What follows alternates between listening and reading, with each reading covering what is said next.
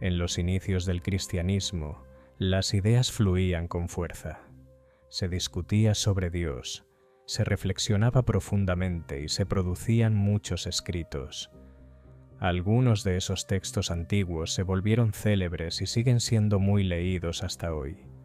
Incluso varios ya los hemos explorado juntos en este canal. Pero no todos corrieron con la misma suerte. Hay textos que, por diversas razones, quedaron en el olvido, escondidos en los márgenes de la historia, lejos del conocimiento de la mayoría. Algunos fueron excluidos de la Biblia, otros descartados por no alinearse con lo que más tarde se consideró doctrina correcta. Entre estos escritos menos conocidos, hay uno que destaca por su belleza, profundidad y audacia espiritual. Para mí es uno de los textos más impactantes del cristianismo antiguo, y sin embargo, muy pocos han oído hablar de él fuera de los círculos del cristianismo siríaco y los estudiosos del misticismo. Me refiero al enigmático libro de Eros el Santo, una obra de alto contenido místico que narra cómo la mente asciende hasta unirse con Dios. Propone una visión del universo profundamente unificada, que algunos han calificado de panteísta, y se atreve a tocar temas polémicos como la redención universal y la reinterpretación de pasajes bíblicos desde una óptica totalmente distinta. Hoy vamos a sumergirnos en este texto asombroso, uno de los más provocadores y poderosos de toda la antigüedad tardía. ¿Estás listo para este viaje espiritual? ¿Qué es el libro de Eros el Santo? Este texto místico cristiano es tan misterioso en su origen como en su contenido.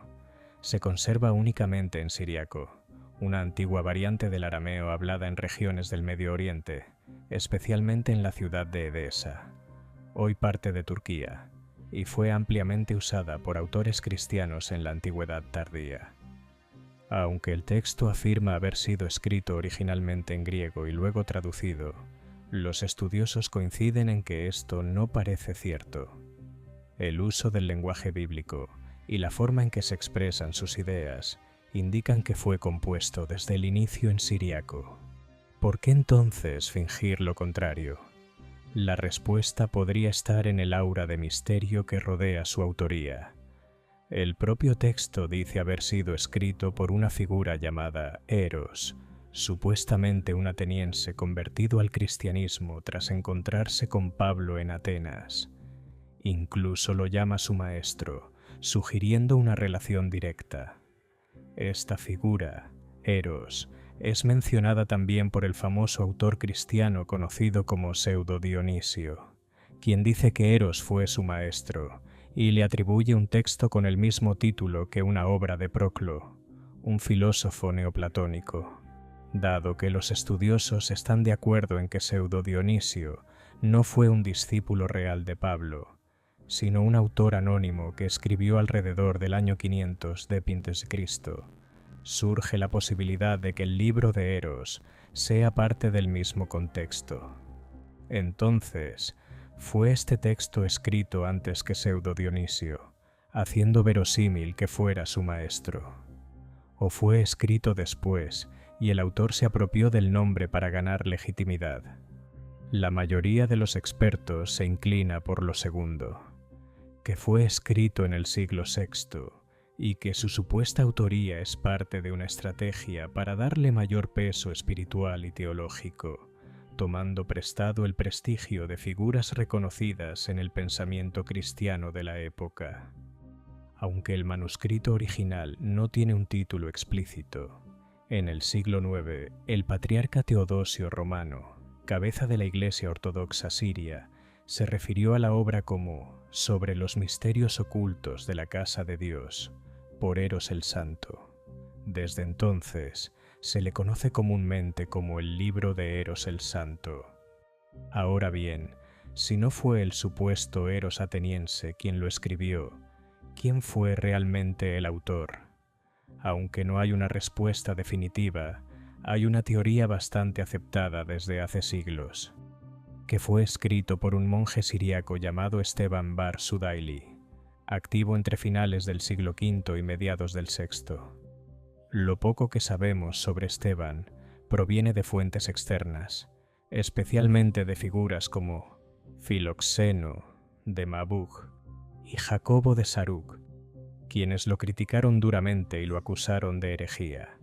Se sabe que Esteban era originario de Edesa y que más tarde vivió en Jerusalén.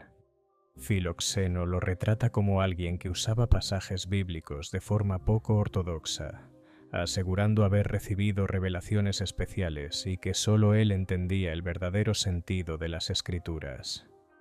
Una historia cuenta que en su celda se halló inscrita la frase: «Toda especie o naturaleza o sustancia es consustancial con la esencia divina», lo cual escandalizó a quienes lo conocieron, y es precisamente este tipo de afirmaciones lo que lo vincula con el contenido del libro de Eros el Santo, tal como resume Marsh, citando las acusaciones de Filoxeno.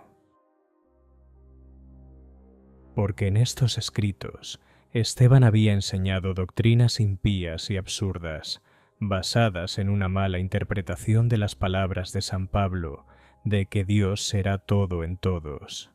Había identificado abiertamente la creación con Dios y declarado que todo puede llegar a ser como Él, que no habrá juicio, sino que todos alcanzarán la misma medida de retribución, que los demonios, así como las huestes angélicas que no cayeron, están destinados a llegar a ser consustanciales con la esencia divina, que todos llegarán a un cumplimiento único y que, así como los miembros y el cuerpo son consustanciales entre sí y con el cuerpo mismo, así también todos los seres creados, buenos y malos por igual, estarán en Dios y con Él, en una única identidad, en una unificación total. Estas ideas, tan provocadoras como visionarias, son también las que hacen que la autoría de Esteban sea una de las hipótesis más convincentes sobre este misterioso libro. Según todo lo que sabemos, la idea de que Esteban Bar Sudaili escribió el libro de Eros el Santo suena bastante convincente. Tanto Marsh como otros estudiosos, y la verdad yo también, piensan que es muy probable, porque muchas de las ideas que se le atribuyen a Esteban aparecen casi igualitas en el libro, especialmente en el quinto discurso, que ya verás más adelante que es el más fuerte y provocador de todos. Marsh, que por cierto es la única persona que ha hecho una traducción completa al inglés del libro con comentarios y una edición crítica moderna, dice que es muy probable que Esteban haya escrito ese último discurso. Y también ve, muy posible, que haya escrito el resto del texto. A lo mejor no con la misma certeza, pero sí lo suficiente como para decir que, probablemente, Esteban fue el autor de casi toda la obra. Claro, hay quienes no están tan de acuerdo. Ni en la antigüedad ni hoy en día hay un consenso absoluto. Pero hasta ahora, Esteban sigue siendo el candidato más fuerte.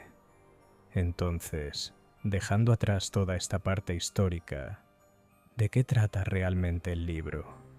Bueno, en el fondo este texto es lo que se conoce como literatura de ascenso. Es decir, se enfoca en describir cómo la mente, la parte más elevada de nuestro ser, va purificándose y subiendo hasta unirse con el bien supremo, que es Dios. El libro está dividido en 5 discursos, cada uno con varios capítulos. Según Frothingham y Marsh, se puede entender en 3 grandes secciones. El primer discurso habla de la cosmología, cómo empezó todo y cuál es el estado del mundo. Del discurso 2 al 4 está lo más intenso del texto, donde se narra el proceso de ascenso de la mente hacia la unión con Dios. Y el discurso 5, que es el más escandaloso, habla del final de todas las cosas y presenta ideas súper radicales. Algo que se repite mucho a lo largo del libro es la idea del secreto, del conocimiento que no es para cualquiera.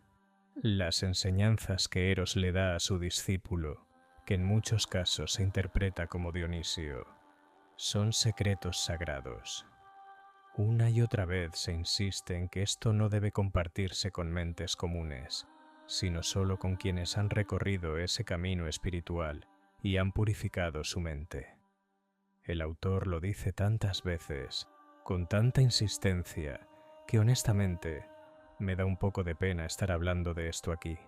Literal dice: no reveles esto a nadie que no esté preparado para escucharlo. O sea, solo a quienes han llegado a esa unión profunda con Dios. Así que, técnicamente, hacer este video sería romper esa regla esotérica. Perdón, Eros, o Esteban, o quien seas tú. Pero también se entiende por qué lo advierte tanto.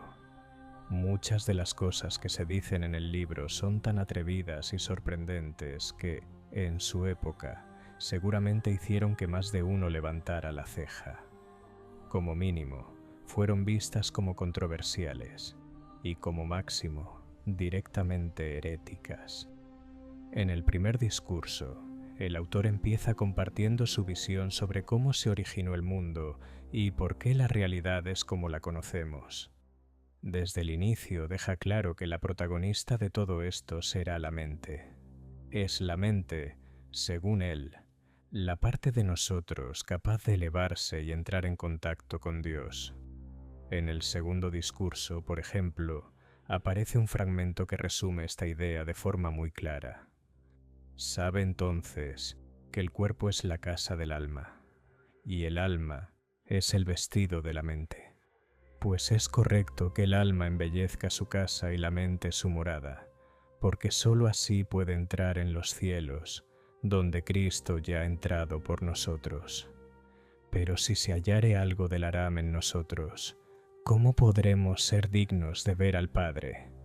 El autor dedica muchas líneas a alabar al bien, que no es otra cosa que Dios mismo. Él lo llama el bien supremo, el uno del que proviene todo y en quien, citando la Biblia, vivimos, nos movemos y existimos. Y desde ahí empieza a dejar pistas sobre lo que será la gran meta de este viaje espiritual. Una unión tan profunda con Dios que ya no existe separación entre el alma y lo divino. Con alabanzas gloriosas. Por tanto, alabémosle, alabanzas que solo son posibles en un estado de unificación.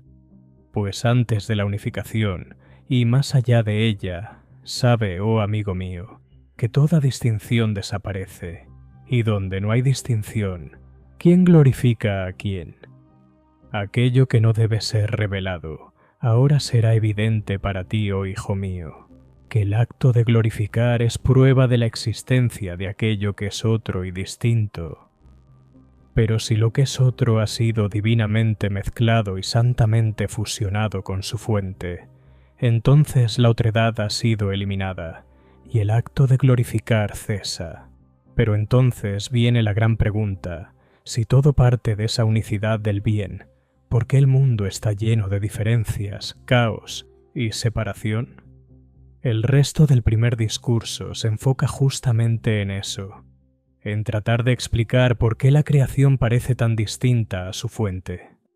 Según el autor, Dios solo desea crear cosas que se le parezcan, así que cualquier tipo de separación o diferencia no puede venir de él, sino de otra causa. La palabra acerca del bien ha mostrado que el bien en ninguna manera consiente en hacer algo que no sea lo mismo. De otro modo, ¿cómo podría el bien ser el mismo? Porque la diversidad no puede ser obra de la igualdad.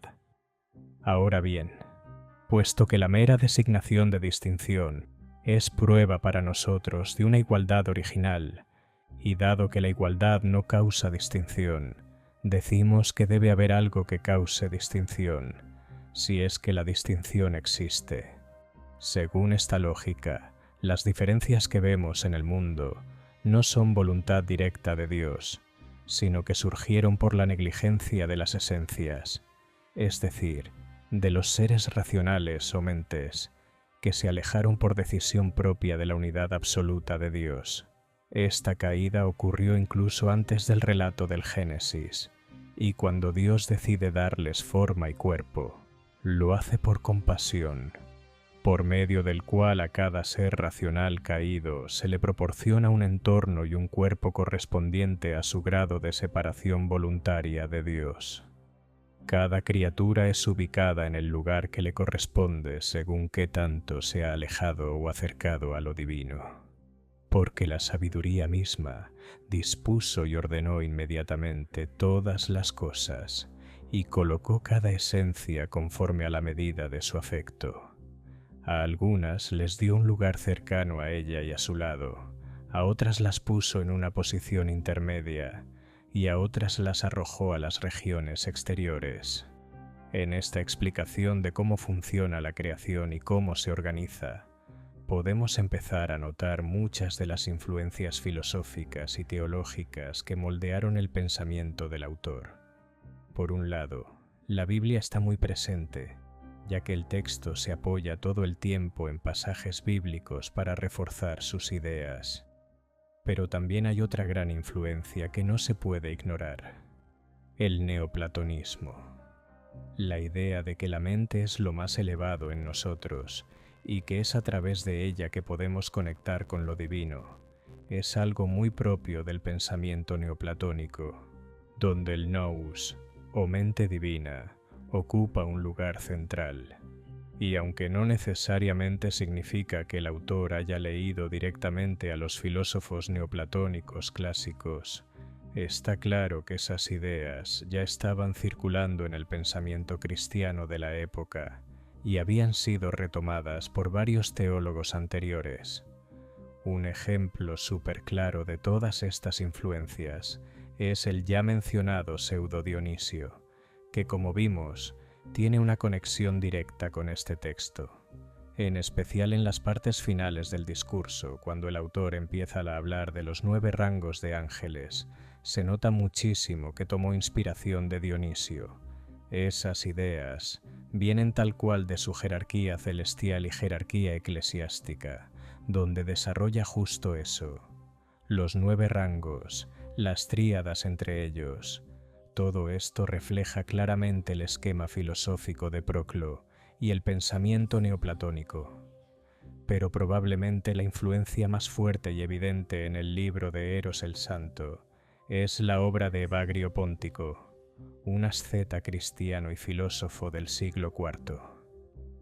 Este hombre fue un monje muy reconocido que pasó varios años en Egipto conviviendo con los famosos padres del desierto, y además escribió muchísimo. Su trilogía más conocida es la llamada Trilogía Gnóstica, que incluye 3 textos: Prácticos, Gnósticos y Kefalaya Gnóstica. Eso sí, no hay que confundirse con los títulos.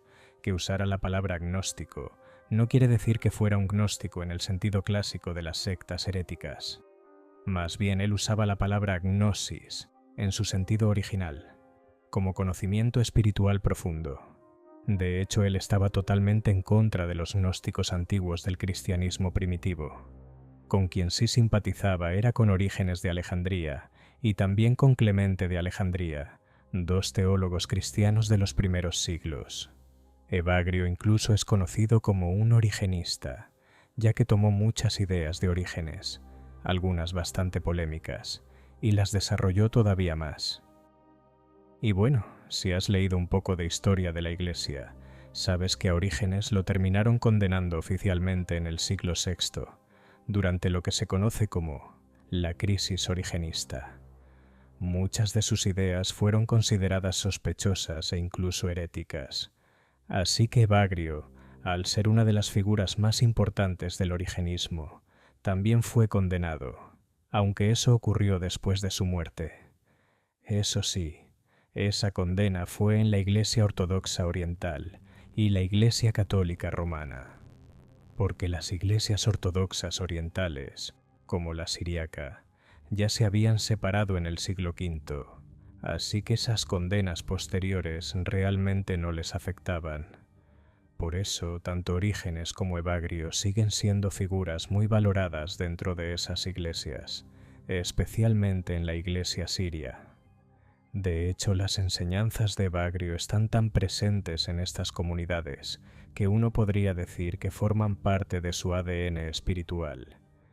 Y por supuesto, eso tiene mucho sentido si consideramos que el libro de Eros el Santo fue escrito en siríaco y dentro de un contexto espiritual siríaco. La influencia de Evagrio se nota con muchísima claridad, tanto en la parte de la cosmología, como vimos antes cuando se habla del origen del mundo y de cómo surge la distinción a partir de la unidad, que parece sacada directamente de él, como en la idea del ascenso de la mente, ese proceso interior que lleva al alma hacia la unión con lo divino. Y ya que estamos hablando del tema, es justamente en los discursos segundo al cuarto, donde se encuentra lo que podríamos llamar el núcleo del libro. Ahí es donde el autor describe con mucho detalle el ascenso, o mejor dicho, la purificación de la mente. Es un recorrido que va dejando atrás este mundo físico, el cuerpo y todo lo que los ata, para emprender un viaje largo y con tintes casi psicodélicos hacia lo más profundo de la realidad. No es cualquier camino, pasa por reinos angelicales, versiones interiores y espirituales de etapas de la vida de Jesús y muchas otras imágenes impresionantes. La verdad es que, si quieres vivir toda esa experiencia en carne propia, tienes que leer el texto. Es de esos libros que te atrapan por completo, muy intenso, muy profundo. Obviamente aquí no vamos a desmenuzarlo todo. Lo que haré es darte un panorama general y algunas claves para que puedas acercarte a él con más claridad. Pero si de verdad te interesa, lo mejor es que lo leas tú mismo. El viaje del que habla es, ante todo, un proceso de purificación. Todo, absolutamente todo, viene del bien supremo. Y como el mismo autor deja ver con más claridad más adelante, todo en cierto modo es el bien supremo. El problema es que ha quedado cubierto por capas de negligencia, de olvido. Así que el camino de la mente es ir quitando todo eso, ir puliéndose, hasta volver a ser lo que ya es en su esencia más profunda. También es un viaje de unificación. El autor lo plantea así. Cada vez que la mente alcanza una nueva etapa, que él llama moradas, no solo pasa por ella, sino que se une a ella, se integra por completo antes de seguir avanzando. Es como si en cada nivel se fuera fundiendo con esa parte de la realidad y luego, con esa unión, sigue al siguiente nivel. Cada paso la lleva a una dimensión más alta, más profunda, más real, y lo dice varias veces a lo largo del texto. El alcance natural del conocimiento de cada una de las esencias está limitado a aquellas que están por debajo de ellas. Entonces, cuando la mente va subiendo y se une a cada nivel, también lo abarca, y al abarcarlo, puede comprenderlo por completo. El recorrido comienza aquí abajo, en el mundo físico, en nuestro cuerpo, y desde el principio, la mente se enfrenta a esencias negativas, demonios y obstáculos que tratan de impedirle avanzar. Pero no puede quedarse ahí. La mente tiene que seguir subiendo, dejando atrás no solo el cuerpo, sino incluso el mundo físico y la propia alma. Llega entonces al firmamento, y ahí se encuentra con los ángeles, y aquí pasa algo muy curioso. Los ángeles lo adoran a él. Esto se debe a que, según el texto, la mente pura está por encima incluso de los ángeles, más elevada que sus propias esencias o sus mentes individuales. Y no solo eso, una vez que llega a este punto, esa mente ascendida comparte comunión con los ángeles. Ya no es solo alguien que busca lo divino. En ese punto, ya se ha convertido en algo digno de ser adorado por los propios seres celestiales. Después, el autor nos cuenta que la mente tiene que seguir los pasos de Jesús, pero no literalmente, sino a nivel espiritual e intelectual. Es decir, tiene que acercarse a la cruz y ser crucificada también, pero de forma interna. Este viaje del alma es, en realidad, una especie de imitación de Cristo desde adentro, Y los paralelismos con la historia de la pasión son súper intensos y significativos. El texto lo expresa así. La cruz, entonces, digo, es una especie de poder purificador y limpiador que, a través de una pasión que causa pasión, trae las pasiones a su fin. Sin embargo, debes saber que si no hubiera habido caída, tampoco habría habido pasión, y si no hubiera habido pasión, tampoco habría habido cruz. Porque si la mente hubiese preservado su esencia, no habría incurrido en venir a esta vida, y donde no hay venida, tampoco hay ida. Y así se nos ha dado a conocer que la cruz es algo necesario, no para la esencia de la mente, sino para su purificación. En otras palabras, si no hubiera existido una caída, una separación del bien supremo, tampoco habría sido necesario todo este proceso de sufrimiento o purificación. La cruz no es algo que le pertenezca naturalmente a la mente, pero sí es necesaria para limpiarla de lo que la ha desviado. Y luego viene una imagen bien simbólica, y se ven 3 cruces por las mentes divinas, exactamente como ocurrió también con Cristo, porque el ser humano está compuesto de 3 esencias y debe ser purificado en las 3. Es justo, por tanto, que Él sea purificado por medio de 3 cruces. Es decir, nosotros no solo tenemos que pasar por una muerte espiritual, sino por 3, porque somos una combinación de cuerpo, alma y mente. Cada parte necesita su propia cruz para purificarse. Así que según esta analogía, la mente sería como Jesús, en la cruz del medio. Y las otras 2 cruces, las que estaban a cada lado en la historia de la crucifixión, los ladrones, representan el alma y el cuerpo. La mente, al igual que Cristo, muere, es sepultada y resucita, volviendo a una forma más pura, más elevada. Ahora el cuerpo y el alma quedan muertos, dejados atrás, aunque el texto también sugiere que una vez que la mente resucita, vuelve a unirse con el cuerpo y el alma antes de bajar de nuevo. Y sí, esa parte es algo confusa. No queda del todo claro cómo encaja esa reconexión con lo anterior, pero es parte de las complejidades de este texto tan misterioso. Es algo confuso, pero supongo que es una de las peculiaridades de este texto. Con esto llegamos al final de la primer parte de este viaje místico por el libro de Eros, una de las obras más radicales, desconocidas y fascinantes del cristianismo primitivo. Un texto que nos lleva desde las profundidades del alma hasta la disolución total en el misterio divino, cuestionando toda dualidad y expandiendo nuestra visión de lo que significa la unión con Dios.